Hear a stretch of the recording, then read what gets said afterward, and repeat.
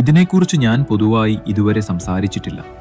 ഇപ്പോൾ എന്തിനാണ് ഇത് പറയുന്നതെന്ന് എനിക്കറിയില്ല. പാകിസ്ഥാനോട് സെമിഫൈനലിൽ തോറ്റ ശേഷം ഞങ്ങൾ മുറിയിൽ തിരിച്ചെത്തി. ഞാൻ കട്ടിലിന്റെ കാലിന്റെ അടുത്ത് ഇരുന്നു കൊണ്ട് പറഞ്ഞു, ദൈവമേ, എനിക്കിനി വയ്യ. ഒരേ സമയം ഇത്രയധികം ദൈവങ്ങളോട് പ്രാർത്ഥിക്കാൻ എനിക്ക് കഴിയില്ല.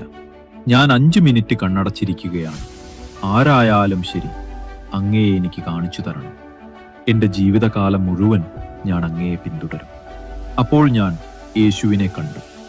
അദ്ദേഹം എന്നെ നോക്കി പുഞ്ചിരിക്കുന്നു. ഞാനും കണ്ണടച്ചുകൊണ്ട് തിരികെ പുഞ്ചിരിച്ചു. 5 മിനിറ്റിന് ശേഷം എൻ്റെ സുഹൃത്തുക്കൾ വന്ന് പറഞ്ഞു, എഴുന്നേൽക്ക്, അത്താഴത്തിനുള്ള സമയമായി. ഞാൻ പറഞ്ഞു, നിങ്ങൾ എന്താണ് ഈ പറയുന്നത്?